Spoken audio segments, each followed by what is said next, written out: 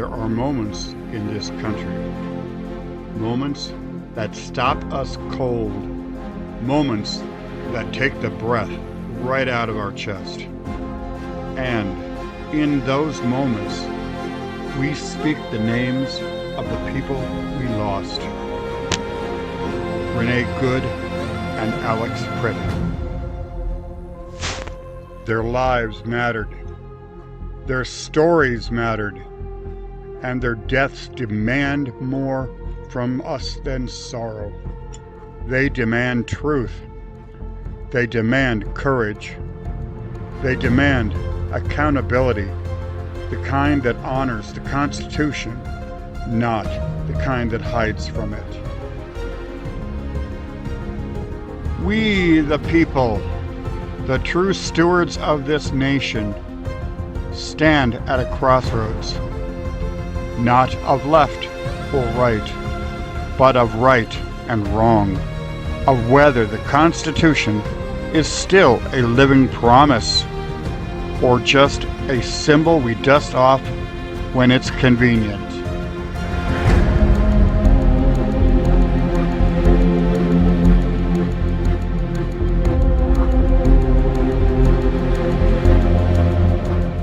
And part of that reckoning means looking honestly at the institutions that act in our name. Because when an institution created to uphold the law begins to break the very promises the Constitution demands, when it detains without clarity, separates without cause, or acts without transparency, then it is not serving the people. It is not serving justice. It is not serving the Constitution. And we have the responsibility to say, this is not who we are. This is not what America stands for. Accountability is not revenge. It is the backbone of a free people. It is how we honor the living. It is how we protect the vulnerable. It is how we say, no institution stands above the law. Not here, not ever. And that includes the people we elect. Because when leaders forget who they work for, when they protect themselves instead of protecting us, when they choose power over principle, we, the people, still hold the pen. We, the people, still hold the ballot. We, the people, still hold the authority to say, you have forgotten your oath, and we will remind you who you serve.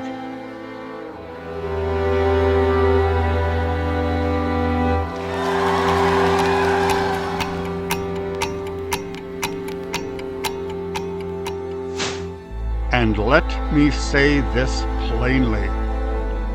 No one, no office, no agency, no public figure should ever take our elections for granted. No one should ever endanger the sacred process by which the American people choose their leaders. Our vote is our voice. Our vote is our power. Our vote is beating in the heart of this republic. When anyone tries to weaken faith in that process, we must stand firm. We must stand united, because the moment we stop defending our elections is the moment we stop being a democracy.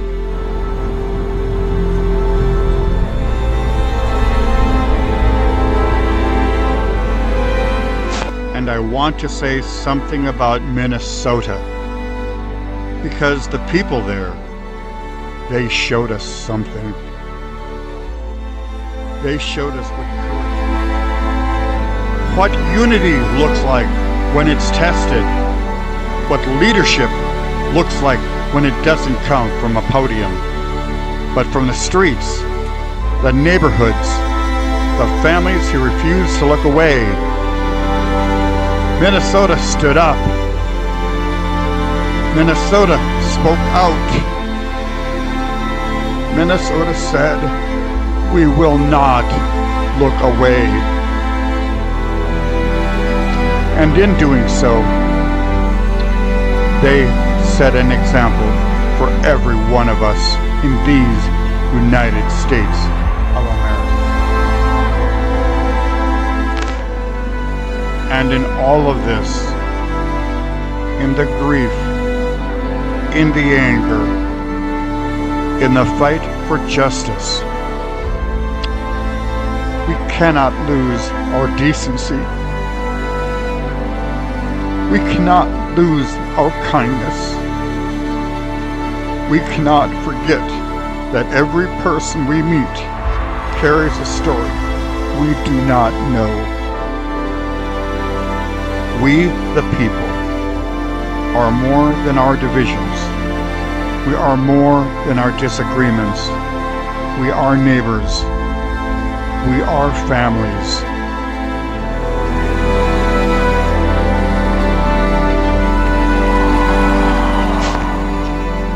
Our founders wrote about forming a more perfect union.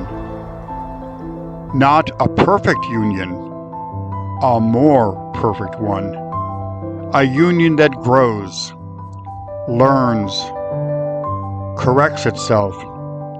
A union that bends towards justice because the people demand it.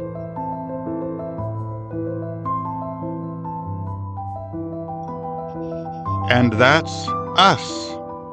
That's our work for now, to carry the memory of Renee and Alex forward, to insist on truth, to insist on fairness, to insist that this nation live up to the words it teaches its children.